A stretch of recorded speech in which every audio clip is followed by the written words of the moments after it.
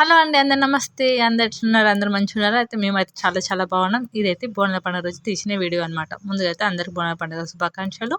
వీడియోలోకి వెళ్ళిపోదాం. ఫస్ట్ అయితే ఇంట్లో బోనాలు అంటే ఇల్లంతా నీట్ చేసుకొని ఇంకా స్నానాలు అయిపోయినాయి. ఇంట్లో దేవునికి అయితే పూజ చేసిందమ్మ. తర్వాత నెక్స్ట్ ప్రాసెస్ వచ్చేసి ఇంకా బోనాలని రెడీ చేసుకోవడం. దానికోసం అయితే పొయ్యి అంతా నీట్గా కడిగేసుకొని దానికైతే పూజ చేసుకుంటుందమ్మ. పూజ చేసినాక ఇంకా మా ఇంట్లో అయితే 2 స్టీల్ బిందెలు ఉన్నాయన్నమాట. అమ్మవారి పెళ్ళ మీద తీసుకున్న బిందెలు. దాంట్లోనే బోనం అయితే వెళ్ళిస్తాము.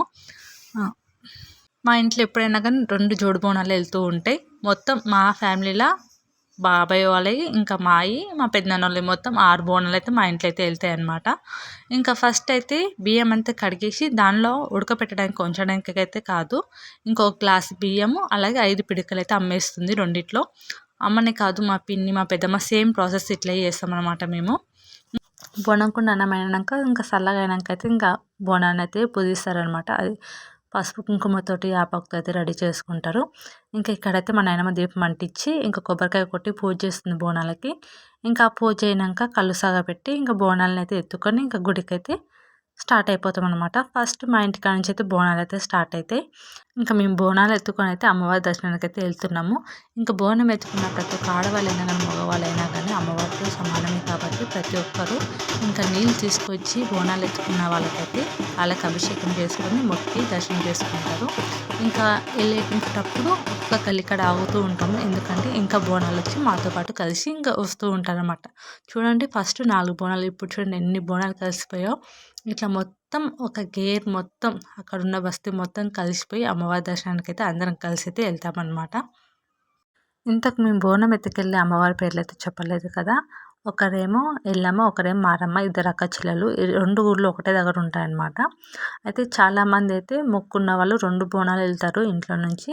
కొంతమంది అయితే ఎవరైతే ఎల్లమ్మకు మొక్కుంటారో ఒంటి బోనం ఎత్తారు, ఒకరేమో మారమ్మకు మొక్కుంటే ఒంటి బోనం. ఎవరిష్టం వాళ్ళది, ఎవరు ఎట్లా మొక్కున్నారో అట్లా చేస్తారనమాట.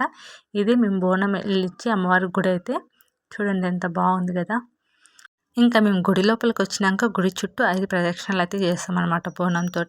ఇంకా బోనం మెల్లగా దించుకొని ఇంకా అమ్మవారికి ఇష్టమైన ఆ నైవేద్యాన్ని, యాపాకు, దీపాలు అన్నీ తీసుకెళ్ళి గుడికి ఎదురుగా ఉన్న యాప చెట్టు, రాయి చెట్టు ఉంటుంది, దాని కింద నైవేద్యం పెట్టి కొబ్బరికాయ కట్టి పూజ చేసేస్తాము. మేము తీసుకెళ్ళిన పసుపు కుంకుమ కూడా అక్కడనే పెట్టేసి ఇంకా నైవేద్యాలు పక్కనే అమ్మవారికి ఇంకా ఎదురు ఉండి ఇంకా యాటల్ని కోళ్ళని కూడా కోస్తారు. ఇంతకుముందు ఒక వీడియోలో అయితే కోసే వీడియో పెట్టమని చెప్పేసి అన్నారు, అది యాటల్ని కోసే వీడియో పెట్టమన్నారు. కానీ వీడియో పెడితే కొంచెం కొంతమంది బెదురుకుంటారని పెట్టలేదు, ఏమనుకోకండి.